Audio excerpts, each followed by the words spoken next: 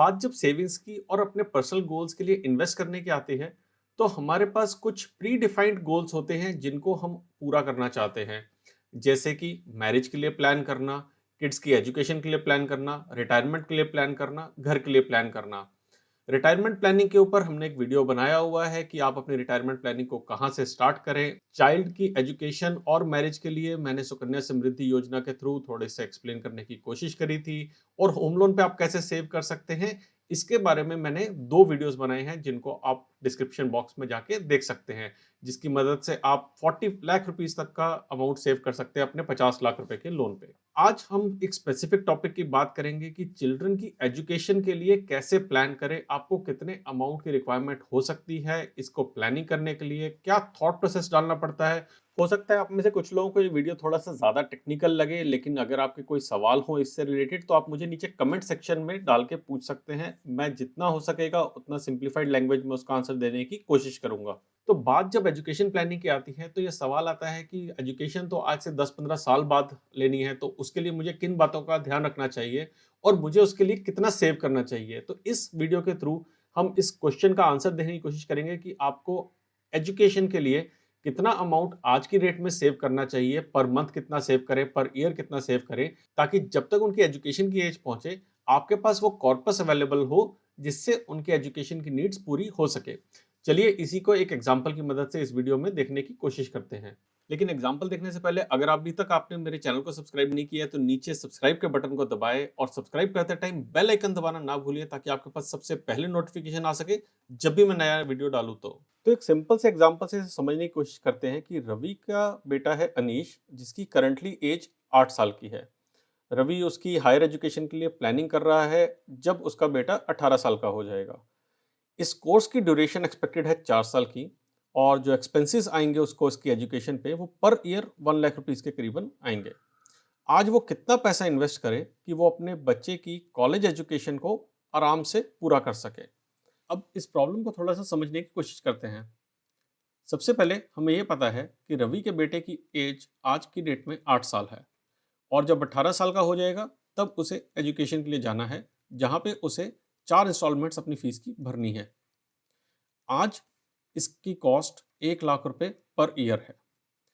अब हमें कुछ चीज़ें पता है कि 100 रुपए की वैल्यू जो आज है, वो आज से कुछ साल बाद 100 रुपए से कम ही होगी।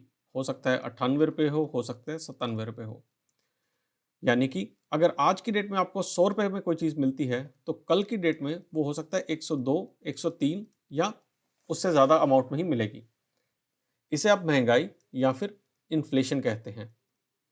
दूसरी चीज़ ये कि हम पैसे को कभी आइडल नहीं रखते हैं, कभी कैश अपने पास ज़्यादा नहीं रखते हैं।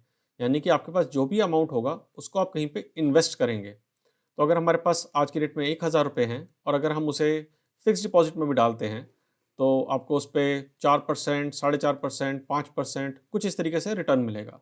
और जब आपको पता है कि आपके पास ड्यूरेशन करीबन 10 साल की है, तो आप उसे किसी इस तरीके के एसेट में डालने की कोशिश करेंगे जहाँ पे आपके पास ज़्यादा से ज़्यादा रिटर्न मिले। तो हमारी प्रॉब्लम स्टेटमेंट कुछ इस तरीके से बन जाती है कि इन्फ्लेशन हम मान के चलते हैं 6% है, और रेट ऑफ रिटर्न मान के चलते हैं हमारे पास 8% है। तो हम कितना अमाउंट आज की डेट में इन्वेस्ट करें कि इसकी एजुकेशन की नीड्स पूरी हो। तो अब हम इस प्रॉब्लम को समझने के लिए डिफरेंट पार्ट्स में डिवाइड करेंगे। सबसे पहले पार्ट में हम ये पता करने की कोशिश करेंगे कि जिस एजुकेशन की आज की डेट में कॉस्ट 1 लाख है, वो 6% इन्फ्लेशन के बाद 10 साल बाद क्या कॉस्ट करेगी। तब हम एक्सेल शीट में आ गए हैं और यहाँ पे हम ये सब वैल्यूज डालते हैं। सबसे पहले हमें एजुकेशन की कॉस्ट डालनी है आज की डेट में, तो वो हम डालते हैं 1 लाख रुपए। एज ऑफ चाइल्ड टुडे वो है 8 साल, और age at the start of college 18 साल है। यानी कि आज से 10 साल बाद हमें एजुकेशन के लिए मनी चाहिए। 4 साल का पीरियड हमने कहा था जब तक के लिए हमें टोटल अमाउंट चाहिए। नेट रिटर्न मतलब हम रिटर्न कितनी एक्सपेक्ट कर रहे हैं अपने पैसे पे, वो करंटली इररिलेवेंट है, बिकॉज अभी हम बात कर रहे हैं महंगाई के कारण 1 लाख रुपए की जगह कितने पैसे देने पड़ेंगे। तो नेट रिटर्न को हम डाल लेते हैं यहाँ पे, जो हमने वैल्यू वहाँ पे देखी थी 8%, लेकिन इससे कुछ फर्क पड़ेगा नहीं। इन्फ्लेशन महंगाई कितनी हो रही है वो हमने माना था 6% है। तो यानी कि अगर आज आपकी एजुकेशन 1 लाख रुपए कॉस्ट कर रही है, तो आज से 10 साल बाद वो एजुकेशन 1,80,000 के करीबन कॉस्ट करेगी। तो अब हमें जो बात पता है वो ये कि रवि को 1,80,000 के करीबन का अमाउंट चाहिए 4 साल के स्टार्ट में, और उसे हर साल ये अमाउंट मिलता रहना चाहिए। तो अब हम ये पता करने की कोशिश करेंगे कि अगर वो कोई एक कॉर्पस यहाँ पे बना देता है कुछ इस तरीके से, जहाँ से उसको ईयरली ये अमाउंट आता रहे, तो उसकी वैल्यू क्या होगी। अब यहाँ पे दो चीज़ें हैं, ये 1.79 लाख 10 साल बाद है, 11 साल बाद कुछ और बढ़ जाएगा, 12 साल बाद कुछ और 13 साल बाद कुछ और बढ़ जाएगा, यानी कि इसके ऊपर भी इन्फ्लेशन बढ़ती रहेगी। लेकिन दूसरी चीज़ ये कि यहाँ पे जो उन्होंने अमाउंट डिपॉजिट कराया होगा, उसके ऊपर उनको कुछ रिटर्न भी मिलती रहेगी, जो हमने कैलकुलेट करी थी। तो जब आपके अमाउंट के ऊपर आपको कुछ एक्स्ट्रा पैसा भी मिल रहा है और दूसरी तरफ आपके पास इन्फ्लेशन लगी है, तो आप कुछ फाइंड करते हैं जिसे बोलते हैं हम रियल रेट ऑफ रिटर्न।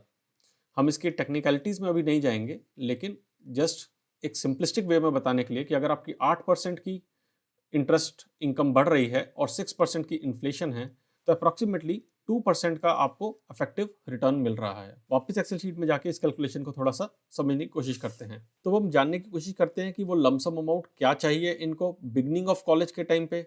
तो मैंने यहाँ पे कुछ फॉर्मूले लगा रखे हैं और उसका वैल्यू मैं आपको दिखाता हूँ कि करीब करीब 7 लाख रुपए चाहिए इनको बिगनिंग ऑफ कॉलेज में, जिसको अगर ये डिपॉजिट करा दे तो टोटल कॉलेज की एजुकेशन की फंडिंग हो जाएगी। यानी कि 4 साल के स्टार्टिंग में अगर करीबन 6,96,000 रुपए वो कहीं पे ऐसे इंस्ट्रूमेंट में डाल दें जहां से उनको 8% का रिटर्न आता रहे और 6% की महंगाई चल रही है अगर, तो उनके पास अपनी कॉलेज एजुकेशन पूरी करने के लिए पैसे मिल जाएंगे। अब हम तीसरा और आखिरी पार्ट को सॉल्व करते हैं। ये 6,96,000 रुपए इनको 10 साल के बाद अगर मिल जाएं तो इनकी कॉलेज एजुकेशन की प्रॉब्लम सॉल्व हो जाएगी। अब हमारी प्रॉब्लम स्टेटमेंट ये है कि आज की डेट में हम कितना अमाउंट इन्वेस्ट करें जो 8% रिटर्न के बाद 6,96,000 रुपए हमें दे दे। तो चलिए इसको भी देखने की कोशिश करते हैं। तो यहाँ पे भी मैंने फॉर्मूला लगा रखे हैं और जब हमें निकालना है कि हमें आज की डेट में कितना पैसा चाहिए, तो उसकी वैल्यू निकल के आती है 3,22,700 रुपये। इसका मतलब है कि अगर रवि आज की डेट में 3,22,709 रुपये डिपॉजिट करा देता है कुछ इस तरीके से कि उसको कंटिन्यूसली 8% पर ईयर का रिटर्न मिलता रहे और 6% का इन्फ्लेशन अगर कांस्टेंट रहे, तो आज से 10 साल बाद उसके बच्चे की एजुकेशन की नीड्स को वो पूरा कर सकता है कंफर्टेबली। अब यहाँ पे एक और वेरिएशन देखने की कोशिश करते हैं कि अगर वो कहता है कि मैं 3,22,709 रुपये आज की डेट में नहीं निकाल के रख सकता हूँ, तो मुझे कितना अमाउंट मंथली डिपॉजिट कराना पड़ेगा जिससे मैं धीरे धीरे पैसा जोड़ के 10 साल बाद उतना अमाउंट इकट्ठा कर सकूं कि उसकी एजुकेशन की नीड्स पूरी हो सके। वापस से हम 8% ही रेट ऑफ रिटर्न मानेंगे और 6% ही हम इन्फ्लेशन की रेट मानेंगे। तो अब हम कैलकुलेट करने की कोशिश करते हैं कि मंथली उनको कितनी इंस्टॉलमेंट इन्वेस्ट करनी पड़ेगी। तो अगर हम बात करते हैं मंथली ईएमआई की कि मंथली कितना पैसा डिपॉजिट कराएं कि उनके पास 10 साल के बाद 6,96,000 रुपये के करीबन डिपॉजिट हो जाए ताकि उनकी सन की एजुकेशन को वो फुलफिल कर सकें, तो उसकी वैल्यू निकल के आती है 3,782 रुपये। यानी कि अगर वो 3,782 रुपये हर महीने डिपॉजिट कराते रहेंगे अगले 10 साल के लिए, तो वो अपने सन की एजुकेशन को कंफर्टेबली पूरा कर सकते हैं। तो जैसा कि आपने देखा, इस पर्टिकुलर एक्सेल शीट को यूज करके आप ये पता कर सकते हैं कि आज की डेट में आपको कितने की मंथली सेविंग स्टार्ट करनी है, चाहे वो आप रिकरिंग डिपॉजिट में स्टार्ट करें, चाहे वो एसआईपी में स्टार्ट करें, जिससे कि आप अपने बच्चों की एजुकेशन गोल को पूरा कर सकें। इन्वेस्टमेंट के लिए बहुत डिफरेंट तरीके की स्कीम्स अवेलेबल हैं। आपका होराइजन कितना दूर है वो डिपेंड करेगा और आपका रिस्क एपेटाइट पे डिपेंड करेगा कि आप कौन सा प्रोडक्ट चूज करते हैं इन्वेस्ट करने के लिए। तो आई होप इस वीडियो से आपको क्लैरिटी मिली होगी कि कैसे आप अपने चाइल्ड एजुकेशन के गोल को प्लान कर सकते हैं और कैसे आप उसको अचीव कर सकते हैं। अगर आपके कोई सवाल या सुझाव हो तो मुझे नीचे कमेंट्स बॉक्स में ज़रूर पूछें। मैं जल्दी आऊँगा एक और वीडियो लेके, तब तक के लिए बचाते रहें, कमाते रहें, बिकॉज एवरी पैसा मैटर्स।